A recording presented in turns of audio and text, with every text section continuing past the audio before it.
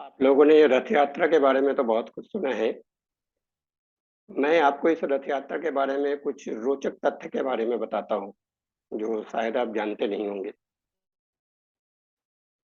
ये रथ यात्रा मुख्य रूप से भारत के उड़ीसा प्रांत में पुरी एक शहर है, वहाँ भगवान जगन्नाथ के मंदिर में मनाई जाती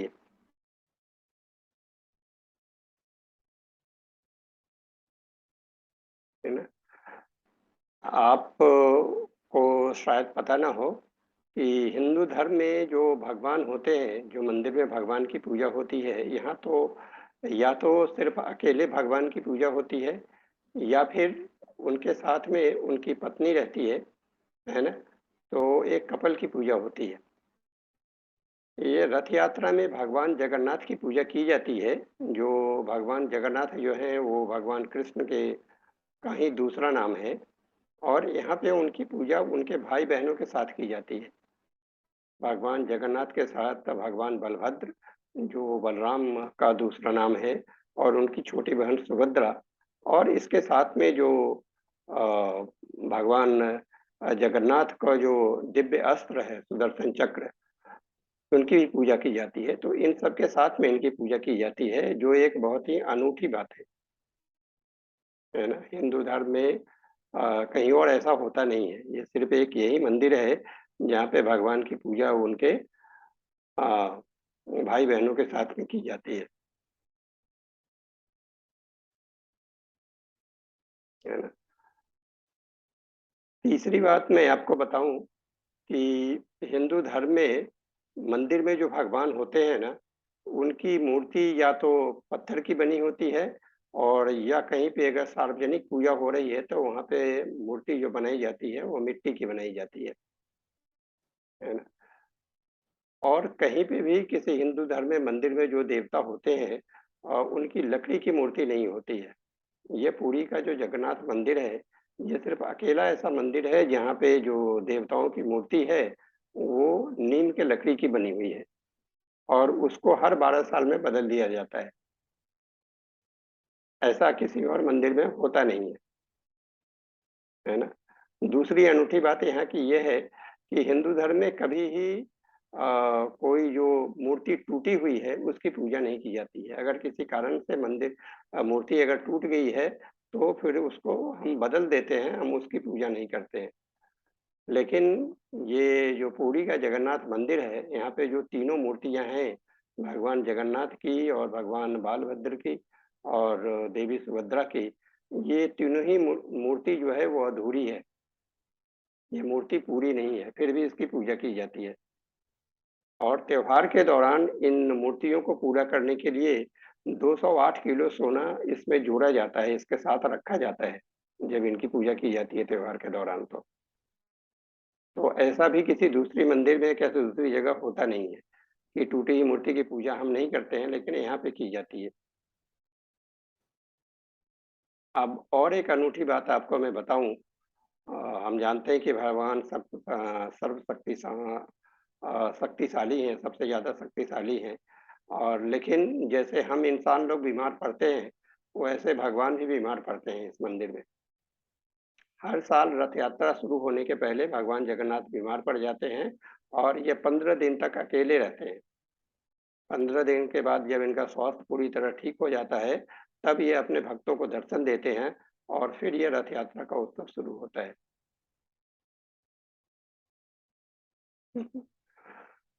है ना? अब मैं आपको, ये तो रथ यात्रा की बात हो गई। अब चूंकि ये रथ यात्रा जो है सो भगवान जगन्नाथ के मंदिर में होती है ना? इसलिए मैं भगवान जगन्नाथ के जो मंदिर है उसके बारे में और भी कुछ रोचक तथ्य आपको बताता हूँ, जो आपको कहीं और सुनने को नहीं मिलेगा। आप देखेंगे हिंदू धर्म में जितने भी मंदिर होते हैं ना, मंदिर के ऊपर में एक झंडा लहराया जाता है ना? एक झंडा लहराया जाता है, और जगन्नाथ मंदिर जो है इसके ऊपर भी एक झंडा लहराया जाता है। लेकिन ये झंडा जो है ये हमेशा ही हवा से विपरीत दिशा में फहराता रहता है। हम जानते हैं कि हम हाथ में भी अगर कोई झंडा रखें तो जिस दिशा में हवा चलती रहेगी ये झंडा उसी दिशा में फहराएगा। लेकिन ऐसा इस मंदिर के झंडे के साथ होता नहीं है, ये बिल्कुल उल्टा होता है। और विज्ञान भी इसकी व्याख्या नहीं कर पा रहा है कि ऐसा क्यों होता है। फिर इसके बाद आप देखेंगे, आप समझ सकते हैं कि अगर आप सूरज की रोशनी के नीचे आप अगर किसी वस्तु को रखेंगे तो उसकी एक छाया बनती है, वो किसी से दिन में किसी न किसी समय उसकी एक छाया जरूर बनेगी।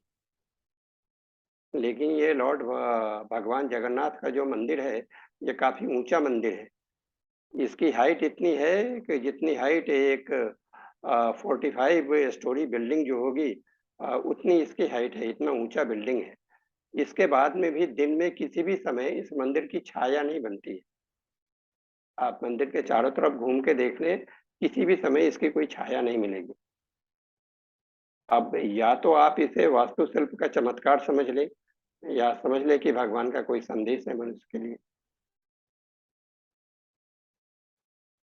और मैं बताऊं कि भगवान जगन्नाथ के हाथ में जो सुदर्शन चक्र रहता है, ऐसा एक सुदर्शन चक्र इस मंदिर के ऊपर ही बना हुआ है, जिसका वजन करीब 1 टन है। और यह सुदर्शन चक्र ऐसा बना हुआ है कि आप किसी भी दिशा से इसको देखें, ये हमेशा आपको एक ही जैसा दिखेगा।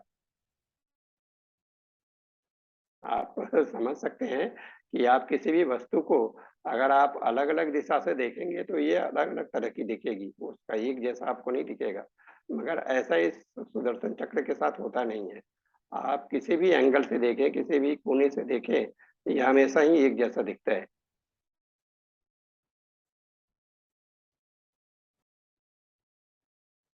और मैं आपको बताऊं कि आप जानते हैं कि ये पक्षी जो है तो हमेशा आकाश में उड़ते रहते हैं, उनकी दुनिया आकाश में ही रहती है।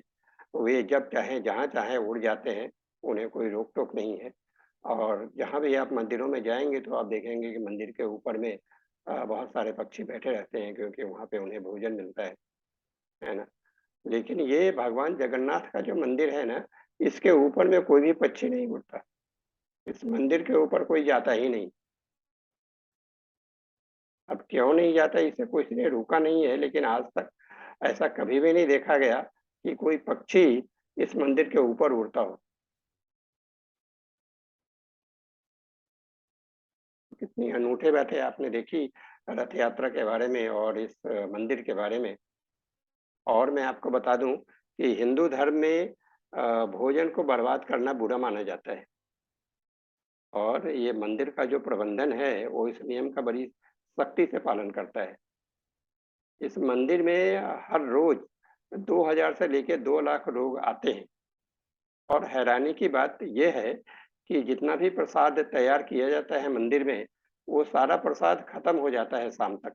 कभी भी कुछ बचता नहीं है, जरा भी नहीं बचता है, जरा भी नहीं बचता है। अभी या तो आप समझ लें कि मंदिर का जो प्रबंधन है, जो मैनेजमेंट है, वो बहुत ही इफेक्टिव है, और या आप समझ लें कि ये ईश्वर की इच्छा है। लेकिन अनूठी बात जरूर है कि और कहीं भी ऐसा होता है कि हम कोई पूजा कर रहे हो तो प्रसाद खत्म हो गया, सभी लोगों को मिला नहीं, या लोग अगर कम आए तो प्रसाद बच गया। लेकिन जहाँ ये पूजा है वो सैकड़ों सालों से हो रही है, वहाँ पे ऐसा कभी होता नहीं। और कुछ रोचक चीजें मैं आपको बताऊं। आप जानते हैं कि अगर आप समुद्र के किनारे गए होंगे तो आप समुद्र के किनारे नहीं पहुंचेंगे कि समुद्र के लहरों की आवाज आने लगती है। देखिए इस मंदिर में जो है ना, एक सिंह द्वार है। अगर आप इस सिंह द्वार से मंदिर में प्रवेश करते हैं, कुछ ही सेकंड के बाद आपको लहरों की आवाज सुनाई देनी बंद हो जाएगी। जैसे ही आप बाहर आएंगे आपको सुनाई देनी रहेगी, लेकिन अगर आप मंदिर के अंदर हैं तो आपको आवाज सुनाई नहीं देगी। का कोई वैज्ञानिक व्याख्या है नहीं कि ऐसा कैसे होता है। समुद्र से जुड़ा एक और बात है कि आप जानते हैं कि आप जब समुद्र के किनारे जाएंगे तो दिन में आ, जो हवा है समुद्र से जमीन की ओर आती है, और शाम को इसके विपरीत होता है, जमीन से समुद्र की ओर हवा जाती है। लेकिन ये मंदिर का जो क्षेत्र है वो इस नियम का अपवाद है, यहाँ पे ठीक इसके विपरीत होता है। दिन में हवा जमीन से समुद्र की ओर जाती है, और शाम को समुद्र से जमीन की तरफ आती है। ठीक इसका उल्टा होता है। क्यों होता है ये कोई नहीं जानता और कोई एक्सप्लेनेशन इसका है भी नहीं।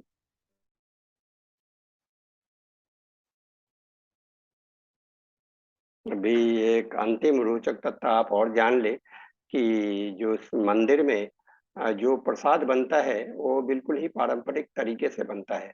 यहाँ पे 7 बर्तन होते हैं जो पॉट होते हैं घड़े के जैसा, जिसको एक के ऊपर एक करके रखा जाता है और उसके सबसे नीचे जो है सो आग जलाई जाती है। और ऐसा होता है कि यहाँ पे जो सबसे ऊपर जो बर्तन रखा गया है उसका प्रसाद सबसे पहले पकता है और नीचे वाला जो प्रसाद है वो एक-एक करके बाद में पकता है। जबकि अपनी समझ से हम लोग देखेंगे तो चूँकि आग नीचे जल रही होती है, तो नीचे का जो बर्तन है उसका प्रसाद सबसे पहले पकना चाहिए, मगर इसका उल्टा होता है और इसका कारण कोई भी नहीं जानता। तो ऐसी कुछ रोचक बातें हैं जो रथ यात्रा के बारे में, जो मुझे मालूम था मैंने आपको भी बताया, है ना? और इस मंदिर के बारे में भी अगर आप कभी जाएँ मंदिर में, तो इन चीज़ों को देखना ना भूलें। आप खुद ही चेक करें इन चीज़ों को कि ऐसा कैसे होता है। तो इतिहास और संस्कृति ऐसी 2 चीज़ें हैं जो हमारी हिंदुओं की भावना को ऊँचा रखती है।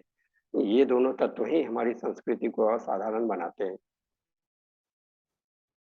आप इन सारे तथ्यों के बाद इनको जानने के बाद अगर आप अपनी राय हम हमसे हमको बताना चाहते हैं तो कमेंट सेक्शन में लिखें और जब कभी भी आप जाएँ भगवान जगन्नाथ के मंदिर में, तो इन तथ्यों की जाँच करना ना भूलें और जाँच करने के बाद अपनी राय हमसे ज़रूर शेयर करें। अगर वीडियो आपको अच्छा लगा तो इसे लाइक करें और शेयर करें ताकि दूसरे लोगों को भी ये जानकारी मिले। इस चैनल को सब्सक्राइब करें, बेल आइकन को क्लिक करें ताकि आपको आने वाले वीडियो की जानकारी मिल सके। धन्यवाद। समय देने के लिए आपका बहुत-बहुत शुक्रिया।